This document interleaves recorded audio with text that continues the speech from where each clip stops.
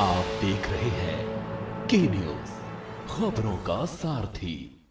हरियाणा की नायब सैनी सरकार राज्य के निरंतर विकास को लेकर पूरी तरह से सजग है।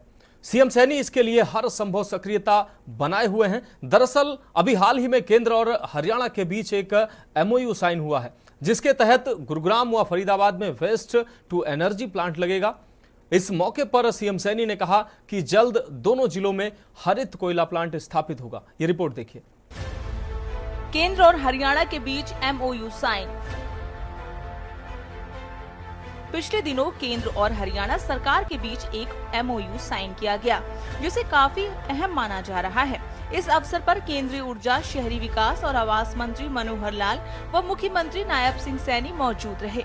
जैसा कि मालूम है कि मुख्यमंत्री नायब सिंह सैनी के केंद्रीय मंत्री मनोहर लाल के बेहतर तालमेल है, लिहाजा केंद्र की तरफ से हरियाणा को इस तरह की लाभ मिलते रहने की संभावना है। गुरुग्राम व फरीदाबाद में लगेगा वेस्ट टू एनर्जी प्लांट। बता दें कि एमओयू एनटीपीसी विद्युत व्यापार नगर लिमिटेड और गुरुग्राम व फरीदाबाद नगर निगम के बीच हुआ है। इसके तहत केंद्र सरकार के साथ मिलकर दोनों शहरों में वेस्ट टू एनर्जी प्लांट स्थापित किया जाएगा। इसके तहत दोनों जिलों में एनटीपीसी प्लांट का काम शुरू करेगा।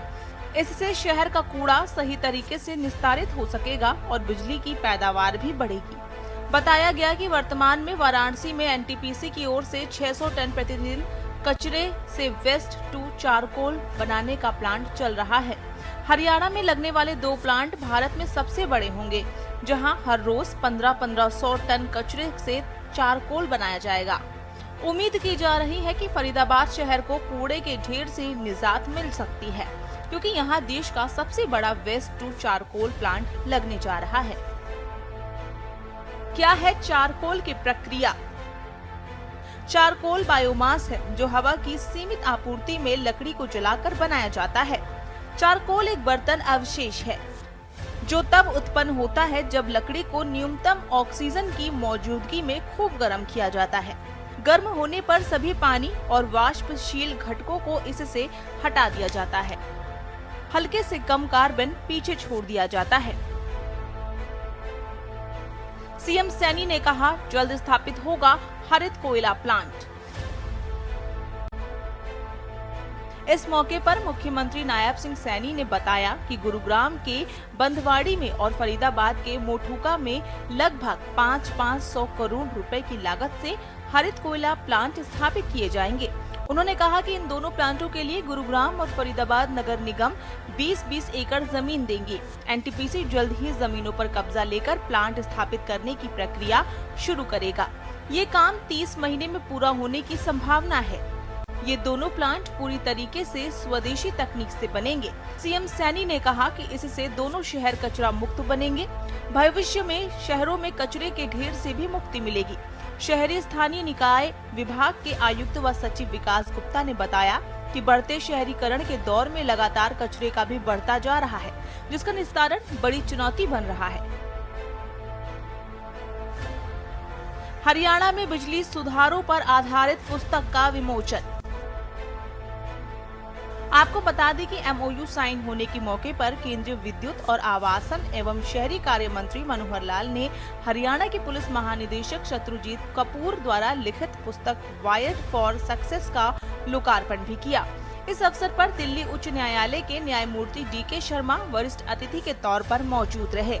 ये पुस्तक हरियाणा में बिजली सुधारों की दिशा में किए गए प्रयासों पर आधारित है, जिसका समाज के सभी वर्गों व अन्य राज्यों के बिजली वितरण निगमों को भी बड़े पैमाने पर लाभ होगा।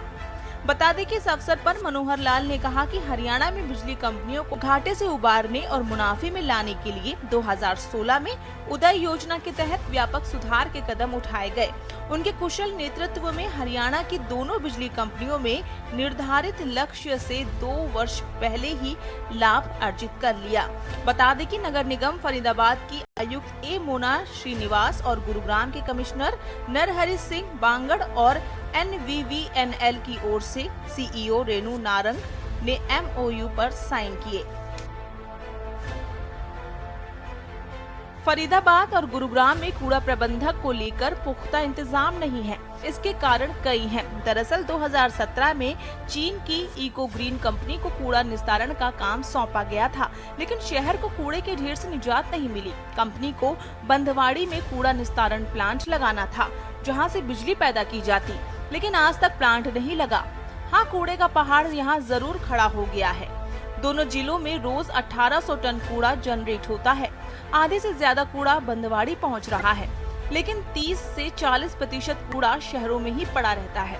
अब जब ये प्लांट बन जाएंगे तो दोनों शहर में कूड़ा उठान की समस्या से निजात मिल सकेगी। स्पेशल डेस्क, के न्यूज़ इंडिया। आप देख रहे हैं के न्यूज़ खबरों।